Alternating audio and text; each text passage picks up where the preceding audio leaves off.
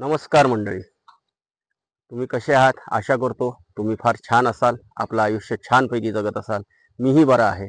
आज मी तुमच्यासाठी Suzuki Excel 6चा review देणार आहे. ही गाडी मी जवळजवळ 12 ते 13,000 पेक्षा जास्ती झालं असेल हिचं रनिंग.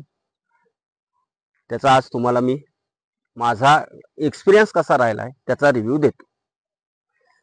ही गाडी आहे मारुती सुझुकीची एक्सेल 6.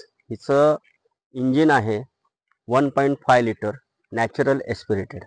ही गाडी माझी सेकंड टॉप मॉडेल आहे पेट्रोलमध्ये. फक्त ह्याच्यात CNG पण येते, पण मला आवड पेट्रोलची असल्यामुळे मी पेट्रोल घेतली. आणि ह्या गाडीचे एक सगळ्यात चांगला हे असा आहे की ही गाडी 6 सीटर आहे. त्याबरोबर ह्याला जे हेडलाईट येतात ते हेडलाईट सगळे दोन्ही बाजूचे हेडलाईट हे LED हेडलाईट येतात. आणि इथे खाली DRL आहेत.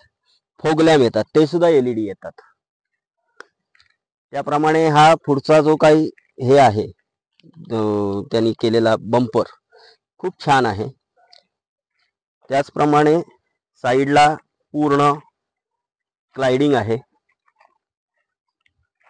हे संपूर्ण खाली इथपासून जे चालू होतं, फर्स्ट टायरच्या इथपासून चालू होतं ते लास्ट टायरच्या इथपर्यंत. ही 6 सीटर गाडी असल्यामुळे पुढच्या दोन जशा बॉक्स सीट आहेत तशा मागे बॉक्स सीट आहेत आणि मागे जोडलेल्या 2 सीट आहेत. टोटल 6 माणसं याच्यात बसतात. ह्या गाडीमध्ये मध्ये हा हँडरेस्ट आहे. त्याच्यानंतर ही माझी सेकंड टॉप असून ही गाडी ऑटोमॅटिक आहे. 7 इंचाची स्क्रीन येते. ॲपल कारप्ले वायरलेस आहे, वायरेड पण आहे. त्याचप्रमाणे हिला क्रूज कंट्रोल येतो. इथे सगळे आपल्याला जे काही MIDC हे करायचं आहे तिथे इथे मोड्स येतात. हे इथे म्युझिक सिस्टीमच्या साठी कंट्रोल्स आहेत. आवाज बंद करायला, चालू करायला इथे म्यूट वगैरे आहे. त्याचप्रमाणे ह्या गाडीला मॅन्युअल मध्ये तुम्ही जर टाकलात तर इथे पॅडल शिफ्टर्स आहेत. तुम्ही मॅन्युअल गाडी चालवू शकता. त्याचप्रमाणे इकडे हे लाईटचे आहेत. ह्याला फक्त ऑटोमॅटिक लाईट मात्र येत नाही. इथे वायफर आहे, तोही ऑटोमॅटिक येत नाही. MID ची जी स्क्रीन आहे ती रेग्युलर जसं काय सुझुकीची असते त्याप्रमाणे आहे. ही गाडी जवळजवळ 13,500च्या वर मी चालवलेली आहे. इथे डॅशबोर्ड आहे. ह्या डॅशबोर्डला इथे ACचे व्हेंट आहेत.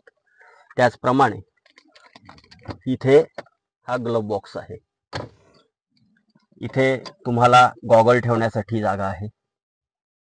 त्याच्यानंतर हे मात्र आता LED येत नाहीत ह्या गाडीमध्ये, पण हे तुम्ही चालू करू शकता आणि बंद करू शकता.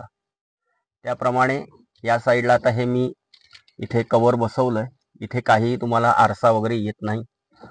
या साईडला तुम्हाला एक मिरर येतो. बरं, मागच्या लोकांसाठी इथे ACचे व्हेंट आहेत इकडे दिलेले. हे मागच्या लोकांच्यासाठी AC व्हेंट्स आहेत. गाडी कूलिंग फार छान देते. इथे कोल्डचं हे आहे.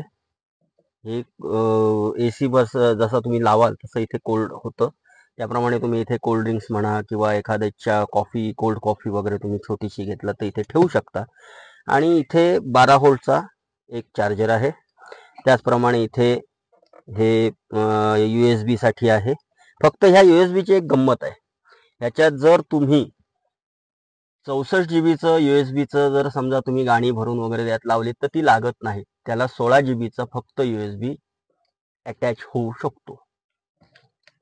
तसंच ह्या गाडीच्या हँडरेस्टच्या खाली 12 व्होल्टचा चार्जर आहे. इथे मोबाईल होल्डर आहे. त्याचप्रमाणे जसे 2 पुढे बॉटल होल्डर आहेत तसे इथे 2 बॉटल होल्डर आहेत दोन्ही दरवाजांमध्ये आणि थोडासा स्पेस आहे. आणि इथनं तुम्ही एक्सेस करू शकता. नसेल तर ही सीट पुढे करून तुम्ही इथनही एक्सेस करू शकता. ते दाखवतो तुम्हाला कसं आहे. ही अशी करायची, इथे केलात की तुम्ही इथनं आतमध्ये जाऊ शकता. जसा पुढे चार्जरचा पॉइंट आहे इथे आहे, तसाच इथे बॅकला एक आहे. त्याचप्रमाणे इथे 2 कप होल्डर पण आहेत, जिथे तुम्ही 1 लिटरच्या बॉटल्स पाण्याच्या ठेवू शकता. त्याचप्रमाणे इथे ही डिक्की आहे. तुम्ही हे 4 लोक जाणार असाल किंवा 6 लोक जाणार असाल तरी तुम्ही तुमचं 6 लोकांचं इथे सामान कॅरी करू शकता. त्याचप्रमाणे ह्याला थोडीशी खाली पेस आहे, जे थोडं बारीक सारीक जे सामान आहे ते तुम्ही इथे ठेवू शकता. इथे या साईडला इथे तुमचं टूल्स आहेत. त्याचप्रमाणे ह्याची स्टेपनी खाली आहे. स्टेपनी जसे 4 टायर ज्या गणितात येतात त्याच गणितात स्टेपनी आहे, त्याच क्रमांकाची स्टेपनी इथे दिलेली आहे. तर हा रिव्ह्यू माझा तुम्हाला कसा वाटला?